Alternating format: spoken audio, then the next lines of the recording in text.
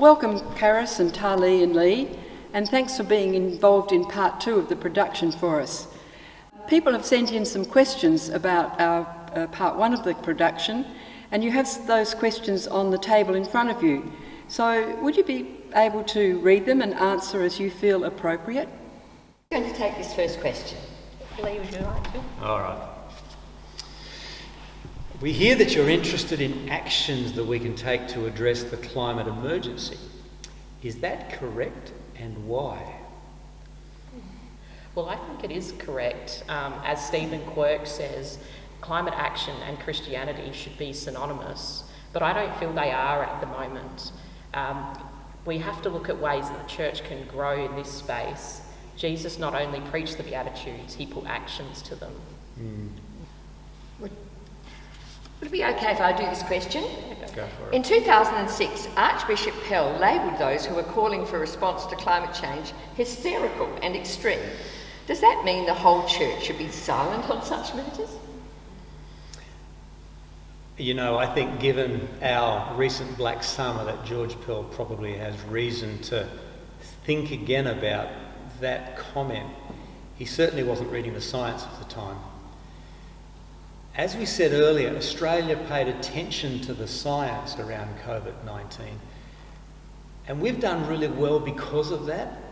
I think Australia now needs to pay attention to what the scientists are saying about climate issues, and in that way we stand a chance of reducing the effects of the climate crisis. But if we don't, then I dread to think. Yes, well, many churches, including the World Council of Churches Committee, has declared that it's a climate emergency which needs our urgent and unprecedented response by everyone, everywhere. So we expect God wants us to look after the well-being and justice for creation.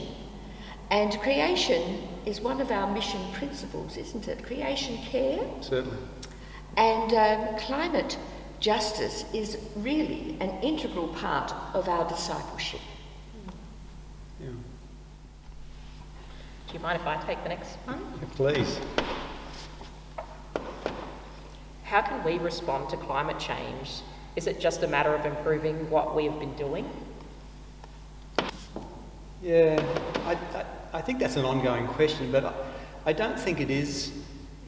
Carys has hinted at the intersection of faith, climate justice and mission, and the whole world has to face the moral challenge of the climate crisis, but as Christians this is also an issue of faith and mission for us. Our congregations and Christians have been using recycling bins and have been using LED lights for ages, but we're wanting to make a larger impact with a broader approach across the church. I'm impressed with Bishop Dom Helder Kamara when he said, when we dream alone, it's only a dream. When we dream together, it's the start of a new reality. So we're wanting to start a dreaming as a whole group, as a whole church. And so we're suggesting that across the whole church, across all of the agencies, the councils and presbyteries, across fellowships and men's sheds, Community programs. yeah, exactly.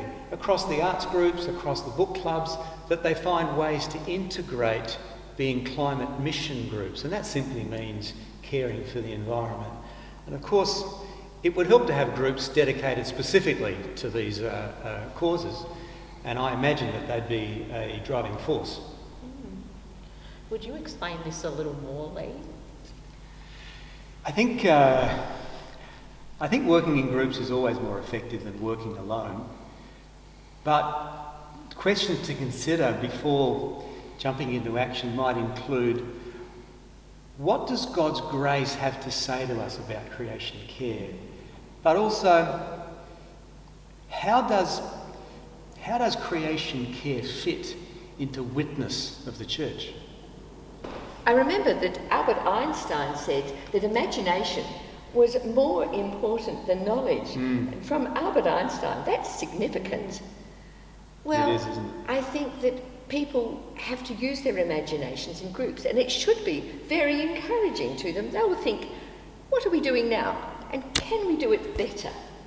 And they'll dream of new possibilities and hopefully put them into action. Sure. It must be my turn to pick one. What can be done in the public sphere of life? Well, this is where the climate groups could be quite powerful. A congregation planning and working together is going to generate a lot more energy than any individual can. Imagine a congregation merging a weekend camp with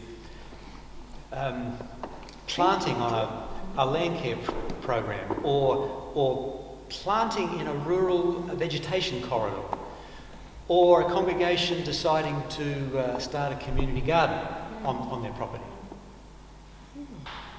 I think we should congratulate the businesses that have done so much to reduce their impact on the earth.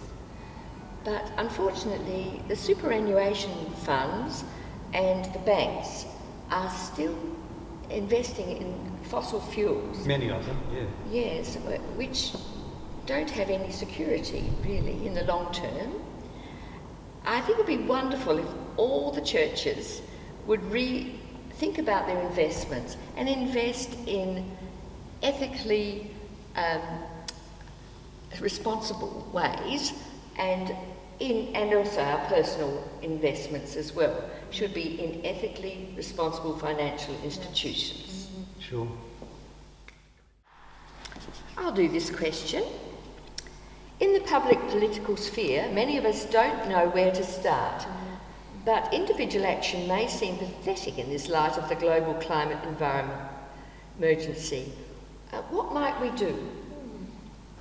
I'm thinking that both are important. In our own processes of discernment and implementation, we need to expand our advocacy and action at a local, national and state levels, and even at global levels. As we all have different skills and capacities to be effective politically, we can use our own personal skills to be able to connect and take action outside of just our church groups. Right. In Australia, the Institute of Public Affairs has heavy influence on the government. Can we compete with that? Yes, I've heard that the IPA is very strong, but we can be effective in our own ways, especially with collective efforts, and votes are important as well. Mark Parnell, leader of the Greens in South Australia, had recently said that personal emails are more effective in reaching him, and so this is one way that we can have some collective efforts is through letter writing and emails. He also said that added delegation is even more effective. And we should call to account the local councils, encourage them to do more tree planting and use renewables, and have more wetlands which clean and reuse wastewater. Show them that we want leaders, not laggers. And we need to investigate the environmental credentials of local councillors, especially at voting time. And I think it's better to vote for a person, not a party. It's been very effective in some parts of Australia. Joining civil society organisations in their campaigns can also be effective. There is strength in numbers, so in groups or individuals we can add advocacy to their campaigns. I won't list them all here, but I'm sure we can make that list available in the notes. Well, thank you all for participating in answering these questions. Do any of you have any final comments you would like to make?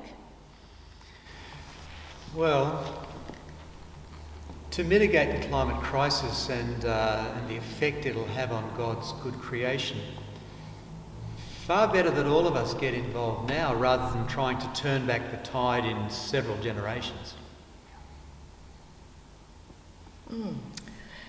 Climate change may seem like Armageddon in slow motion, and the dangers are impersonal and the causes diffuse.